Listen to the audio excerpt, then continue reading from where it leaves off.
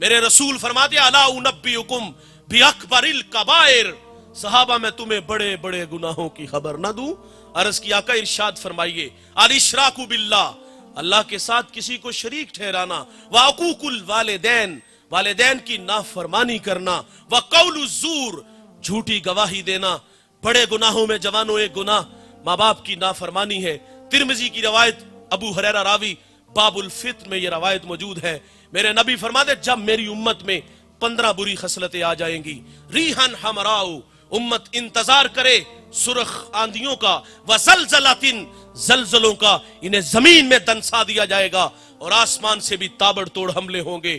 وہ 15 بری خصلتیں کون کون سی ہیں؟ عزت تخذ الفیء دولا، فرمایا جب حکمران طبقہ سرکاری خزانے کو دونوں ہاتھوں سے لوٹنا شروع کر دے گا، والامانۃ مغنما، جس کے پاس امانت رکھی جائے گی ذاتی مال سمجھ کے ہڑپ کر جائے گا، والزکاۃ مغرما، مالدار لوگ زکات دینا چھوڑ دیں گے، وتعلم لغیر الدین، علماء دین دنیا کے طلبگار بن جائیں گے، وَأَتَى رَجُلُ امْرَأَتُهُ، آدمی بیویوں کے فرما بردار ہوں گے، وَأَكَّ أُمُّهُ، ماؤں کے نافرمان ہو جائیں گے، وَأَدْنَى صَدِيقَهُ، دوست کے ساتھ حسن سلوک سے پیش آئیں گے، وَأَقْصَى أَبَاهُ، باپ کے ساتھ بد سلوکی کریں گے، وَشُرِبَتِ الْخُمُورِ، شرابیں عام ہوں گی۔ اس امت کا اول آخر پہ لان تان کرے گا۔ پھر کیا ہوگا؟ سرخ آندیاں چلیں گی۔ پھر کیا ہوگا؟ زلزلے آئیں گے۔ پھر کیا ہوگا؟ انہیں زمین میں دنسا دیا جائے گا۔ پھر کیا ہوگا؟ آسمان سے ژالہ باری ہوگی۔ کب جوانوں؟ جب ماں باپ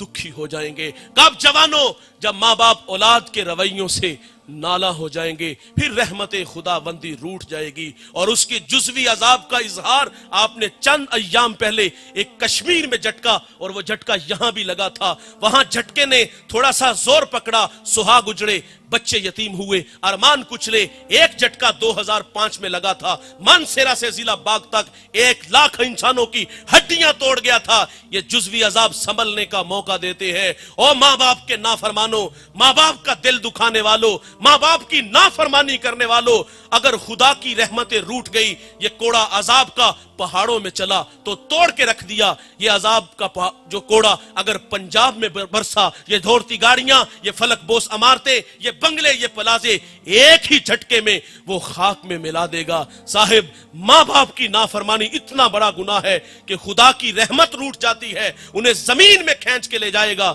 میرے رسول سے ایک صحابی نے پوچھا بندہ نواز قیامت کب آئے گی؟ کوئی نشانی ارشاد فرمائے۔ تو آقا فرماتے جب مائیں ذلیل ہو جائیں گی۔ اور یہ گھر گھر کی کہانی ہے۔ مجھے ایک خاتون ملی، اترا ہوا چہرہ دیکھا، میں نے کہا بہن خیریت؟ پھوٹ پھوٹ کے رونے لگی، کچھ آنسو تھمے تو میں نے کہا بتائیں گے کچھ؟ تو مجھے کہتی آج بیٹے نے منہ پہ تھپڑ مارا ہے، میرا ہاتھ پکڑ کے سر پہ رکھا، قریب تھا کہ پھٹ جاتا۔ فرمایا جب اولاد نالائق ہو جائے گی تو خدا ناراض ہو جائے گا۔ میں نے یہ باتیں کی تو اس نے میری باتیں سوشل میڈیا پہ سن لی، میری دوبارہ ملاقات ہوئی، میں نے پھر اترا ہوا چہرہ دیکھا، میں نے کہا بہن اس ظالم نے پھر مارا؟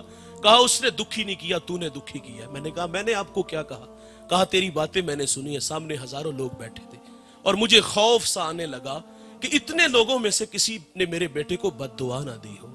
اور میں نے کہا ظالم تو تھپڑ مار رہا ہے اور وہ تیری زندگی کی بھیک مانگتی ہے۔ میرے نبی فرماتے ہیں ماں باپ بڑی دولت ہے یار، حضور فرماتے جنت تمہاری ماں کے قدموں تلے ہے۔ اور پھر عملاً رسول اللہ نے ہمیں کر کے بھی دکھایا۔ آپ مصلی امامت پہ کھڑے ہیں، تا حد نظر اصحاب ہے۔ یہ مکی دور نہیں، یہ مدنی دور ہے، یہاں آداب کی آیتیں اتر چکی ہیں، یہاں صحابہ کتار اندر کتار کھڑے ہیں، حضور مصلی پہ کھڑے ہیں اور حضور کو بچھڑی ماں یاد آ گئی اور حضور کی آنکھوں میں آنسو آ گئے۔ یار مثال سے عرض کروں گا، جس نے دکھوں کا دور دیکھا ہو نا، خوشحالی آئے تو انسان آرزو کرتا ہے کاش کہ آج میرے ماں باپ زندہ ہوتے تو یہ سر پہ عزت کی دستار دیکھتے۔ میرے دوست نے گاڑی لی، میں نے مبارکباد پیش کی تو آنکھیں برسنے لگی۔ میں نے کہا بھائی جان یہ خوشی کے آنسو ہے یا ماضی کی کچھ تلخیاں ہیں؟ اس نے کہا ایک زمانہ تھا کہ میری ماں بیمار ہو گئی اور میرے پاس اتنے پیسے نہیں تھے کہ میں ماں کو گاڑی پہ بٹھا کے ہاسپٹل لے جاتا۔ وہ کہتا ماں کو گدھا گاڑی پہ بٹھایا اور ماں راستے میں ہی زندگی کی بازی ہار گئی۔ وہ کہتا آج سب کچھ ہے، ماں نہیں ہے۔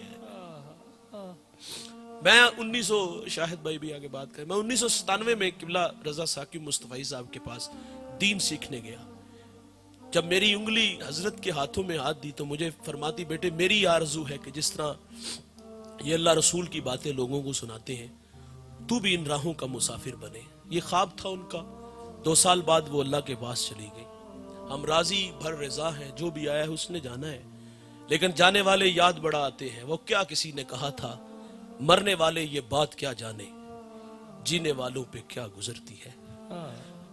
اپنوں کے بغیر زندگی بڑی ادھوری ہوتی ہے، اور بالخصوص یہ جو ماں باپ ہوتے ہیں بہت بڑی دولت ہے. یہ خواب دیکھا، میں نے دوڑ لگا دی. میں نے زندگی میں بڑی عزتیں پائی ہیں، پورے پاکستان میں جاتا ہوں عزت سے نوازا گیا ہوں، لیکن کبھی کبھی آرزو مچلتی ہے میری ماں ہوتی.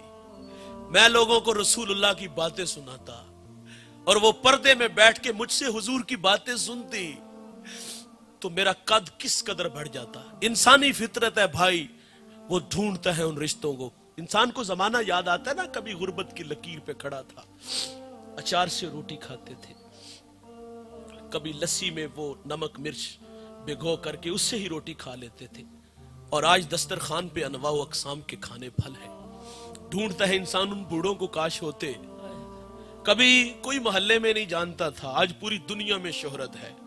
کبھی پاس سائیکل نہیں تھا، آج جہازوں کے سفر ہے. تو انسان تلاش کرتا ہے کاش وہ ہوتے تو میں ان کی عزت کرتا، میں ان کے قدموں میں بیٹھتا ہوں، ان کی خدمت کرتا. جوانوں یہ بہت میرے رسول کو ماں یاد آئی، مصلے پہ کھڑے ہیں. حضور کی والدہ کب بچھڑی؟ جب حضور کی عمر 6 سال تھی. ابوا نامی ایک چھوٹی سی بستی ہے جہاں سیدہ آمنہ رضی اللہ تعالی عنہ آ کر کے رک جاتی ہیں، اور آپ کو بخار نے آ گھیر لیا. آپ جان گئی کہ یہ بخار میری جان لے لے گا. وقت رخصت ام ایمن سے کہا کہ میرے بیٹے محمد کو باحفاظت امیر قریش تک پہنچا دینا، اور پھر حضور کو پاس بلایا. ادھر بچپنے کی معصومیت، پیشانی میں نبوت کا نور، ماں بیٹے میں کھپ سی جاتی ہے. 2 باتیں کی اور پھر ہمیشہ کے لیے پہاڑوں میں سو گئی. فرماتی بیٹا کلو حین میتن کلو جدید بالن کلو کبیر یفنا وانا میتۃ وذکر باقن وولدت طہرا. فرمایا بیٹا ہر نئی چیز نے پرانا ہو جانا ہے، ہر باقی نے فنا ہو جانا ہے. فرمایا بیٹا میں بھی جا رہی ہوں، لیکن سنو میرا ذکر باقی رہے گا، اس لیے کہ میں تیرے جیسا سونا محمد چھوڑ کے جا رہی ہوں. سانسوں کی مالا ٹوٹ گئی، موتی فضا میں بکھر گئے. حضور ماں سے لپٹ کے روئے، اور پھر اپنے ننھے ہاتھوں سے کالے پتھروں کی قبر بنائی، اس پہ آنسوؤں کا چھڑکاؤ کیا. جہاں تک ماں نظر آتی رہی حضور پلٹ کے ان کالے پتھروں والی قبر کو دیکھتے ہیں. میں نے سیدہ آمنہ کے مزار کی 2 دفعہ زیارت کی ہے. یہ مدینہ سے 350 کلومیٹر کے فاصلے پر ہے. مقام بدر سے 85، مستورہ سے 25. میں پہلی دفعہ حاضر ہوا تو پہاڑ کے نیچے تھا، ماحول خاموش ہے، ہوا کا کہیں سے کوئی ایک جھونکا بھی نہ آیا.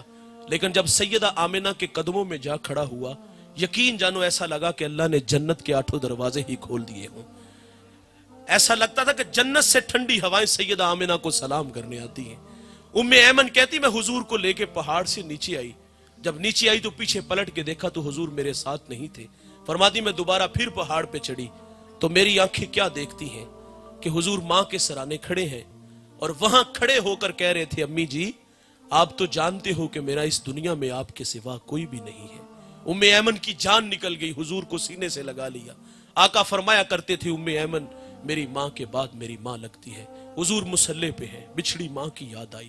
حضور صحابہ سے فرماتے کاش کہ آج میری ماں زندہ ہوتی، میں تمہیں نماز عشاء پڑھا رہا ہوتا، اس میں سورت فاتحہ کی قرات کر چکا ہوتا. میری ماں کو مجھ سے کوئی کام یاد آ جاتا، وہ مسجد نبوی کے دروازے پہ آ کے کہتی ابن محمد، بیٹے محمد میری بات سنو. حضور فرماتے میں نماز توڑ کے پہلے اپنی ماں کی بات کو سنتا. بہت بڑی دولت ہے ماں باپ، ان کی قدر کرو جوانوں. یہ ایک بار آتے ہیں دوبارہ نہیں آئیں گے. میرا کہنا ہے یار مانا تم شادی کے بعد بہت مصروف ہو گئے، بچے ہیں، گھر والے ہیں، کاروبار ہے، یار کم از کم 1 گھنٹہ تو اپنے ماں باپ کے لیے مختص رکھو. آپ 1 گھنٹہ ماں باپ کو تو ان کے پاؤں دباؤ، ان کے ساتھ گپ شپ لگاؤ، ان سے دل کی بات کرو، ان سے مشورہ لو، ان کے لیے تحائف لایا کرو، ان کے لیے پھول لایا کرو، ان کے لیے کپڑے لایا کرو، انہیں باہر سے کھانا کھلانے لے جایا کرو، کبھی کبھی پرانے دوستوں سے ملانے لے جایا کرو. یہ بوڑھے نہیں مریں گے اگر آپ توجہ دو گے. یہ بوڑھے مرتے اس وقت ہے جب اولاد توجہ نہیں دیتی. آپ آج سے ہی اپنے ماں باپ کو وقت دینا شروع کر دو تو یہ بوڑھے نہیں مریں گے. ہمیں غلطی لگی ہم سمجھتے ہیں یہ شاید کہ ہم جو ماہانہ یا ہفتے بعد 500,000 روپیہ دیتے اس لیے ہماری راہوں میں بیٹھے ہوتے ہیں، اور دھوکہ لگا ہے ہمیں، انہوں نے زندگی میں بڑا پیسہ کمایا ہوتا ہے اور وہ سارا پیسہ آپ پہ ہی خرچ کیا ہوتا ہے. یہ آپ کے پیسوں کے بھوکے نہیں ہوتے جوانوں، یہ آپ کی توجہ کے بھوکے ہوتے ہیں. آپ ماں باپ کے قدموں میں بیٹھا کرو، ان کے قدموں میں بیٹھ کے یقین جانو 10 منٹ گزار کے دیکھو، آپ ایسا لگے کہ فضاؤں میں ہم اڑ رہے ہیں.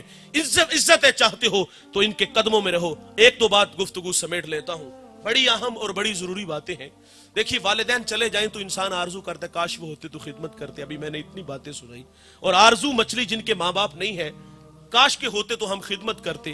کسی نے واصف علی واصف سے کہا کہ ماں باپ اگر نہ ہو تو بندہ ان کے ساتھ حسن سلوک کرنا چاہے تو کوئی عمل وظیفہ ہے، بہت بڑا وظیفہ ہے، اپنے ساتھ لے جائیے گا، اپنی زندگی میں اس کو جگہ دیجئے گا.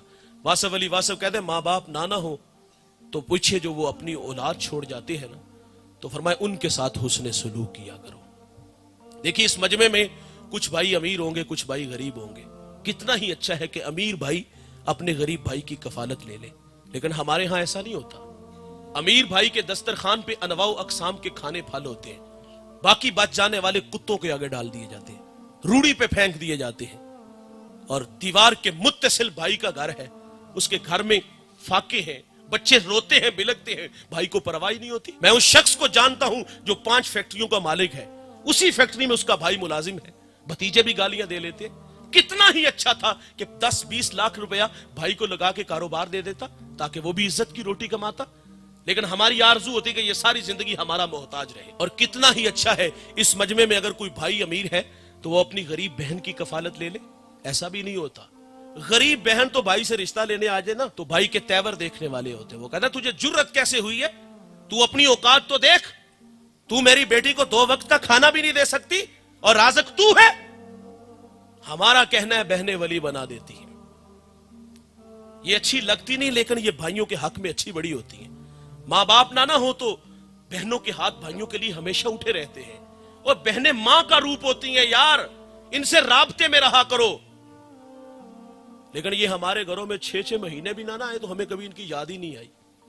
یہ تو بیچاری ماں باپ کے بعد اگر چھٹیوں میں بھائی کے پاس رہنے آ جائے نا تو 2 دن بعد وہ واپس گھر چلی جاتی. بھائی کے تیور ہی ایسے ہوتے ہیں. کیسے بھائی ہو یار، تمہیں بچپن کا زمانہ بھول گیا؟ تمہاری زندگی کی بھیک مانگتی تھی، تمہاری بھلائیں لیتی تھی، آج تجھے بہن کی یاد ہی نہیں آتی. لوگ ہم سے مسئلہ پوچھتے ہیں مولوی صاحب بہن تحفہ دے تو لے لینا چاہیے.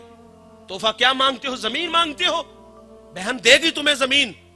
وہ جانتی تھی اگر میں نے زمین نہ دی تو بھائی ہمیشہ کے لیے میرے ساتھ رابطہ ختم کر لے گا.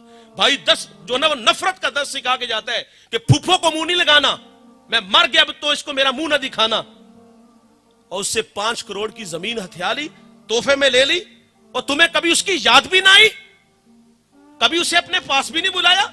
یہ میرے نبی کی سنت ہے کہ بہنیں جب گھر آئیں تو ان کو خالی ہاتھ نہ موڑو، ان کی جھولیاں بھر کے بھیجا کرو. لیکن ہمارا بہنوں کے ساتھ رابطہ. اور میں سوال کروں گا آپ لوگوں سے، بچوں کے دل میں خالہ کا پیار ہوتا ہے، پھوپھو کا کیوں نہیں ہوتا؟ رشتوں کی قدریں سکھانی چاہیے. یہ بڑی اچھی بات ہے کہ بچوں کے دل میں خالہ کا پیار ہے، پھوپھو کا کیوں نہیں آتا؟ میرے بچوں کی عادت ہے الحمدللہ، میری بہنیں آئیں تو میرے بچے پھول لے کے استقبال کرتے ہیں. اپنی بہنوں کو عزت دو. اور ایک بات یاد رکھیے گا، جس گھر میں بہن بیٹی خوش نہیں روتی ہوئی گھر سے جائے گی اس گھر میں رحمت کے فرشتے نہیں آئیں گے.